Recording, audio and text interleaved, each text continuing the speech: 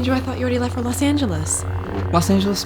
What do I do in Los Angeles? Your Schmodown match? My Schmodown match isn't until...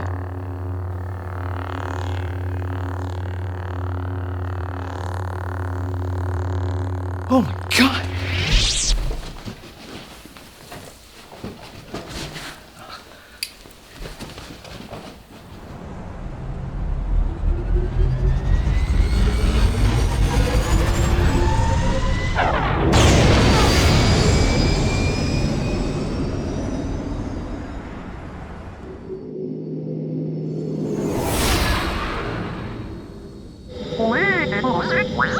Happy beeps, buddy, come on. We can still make it on time.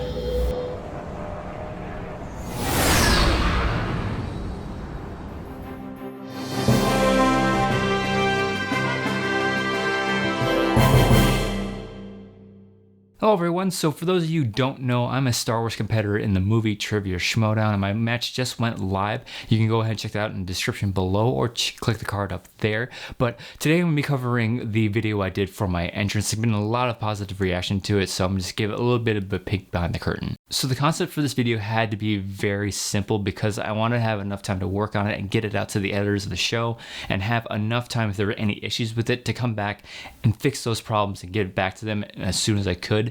But thankfully there weren't any issues. But the show is mastered in 1080p and I shot everything in 4K. For the dialogue shots, I only shot it in 2 different angles, but thankfully shooting in 4K allows me to reframe a couple of the shots if I have to. There are certain moments in the video where I punch in a little closer for effect, and I think that adds so much to the shot. Once again, my wife outperforms me in these videos. Anytime we have a video that we shoot just for fun or anything like that we've done for the channel in the past, she kills it in everything, and she's a big Schmodown fan as well, so she was 100% into this idea, and just glad to participate in this video as well. She's actually my off-screen manager. The amount of work that goes into preparing for these shows, she just does just as much, so I'm really thankful that she's totally on board with everything I do for the channel and for the Schmodown. So after everything was shot and I had my edit locked, it was time to move on to visual effects. For the lightsaber itself, I ended up using this lightsaber that I got from the custom saber shop. Anytime I can use a practical effect on set, I'm going to do it because it just ties everything together. And for the lightsaber effect itself, I use Video Copilot's Saber plugin. I cannot sing the praise of this plugin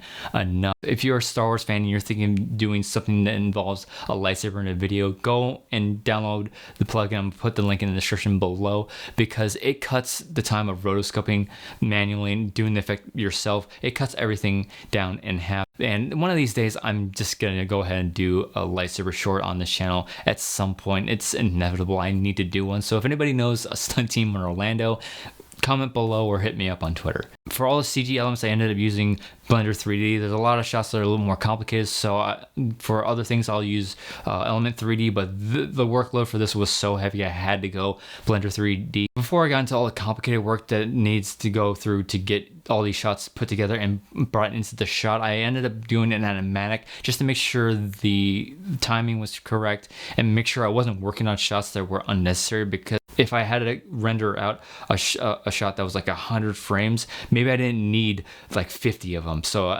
doing that animatic really helped me with that workflow and making sure that, again, I wasn't working on shots and wasting time with things that I just didn't need to do. For the shot of me inside the cockpit, I didn't have an actual like physical Xwing cockpit for me to sit in. Doing this on a zero budget, I had to, obviously green screen it and put the 3D cockpit behind me. So just to sell a bit more, I went as simple as I could and showed very little of the cockpit itself. But I really think what sells this shot is me miming pushing buttons off screen and adding sound effects in to fill in those gaps. And I think that's what really sells the shot for me. So with everything locked, visual effects are finished and brought into the timeline. All I had to do now was color grading and adding sound effects. For the color grading, I kept it really simple. It was just basic color correction because, again, I had to turn this around in such a short amount of time. And for the sound effects, there's 2 tips I would give somebody when doing something like this.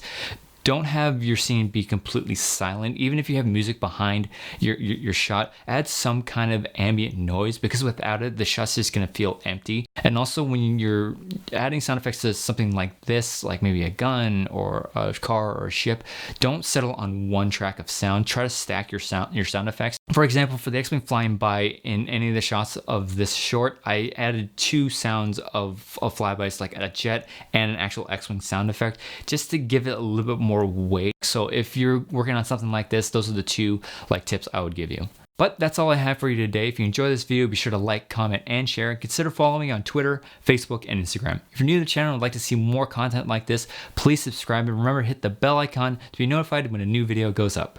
Thanks as always for watching, and I'll see you in the next video.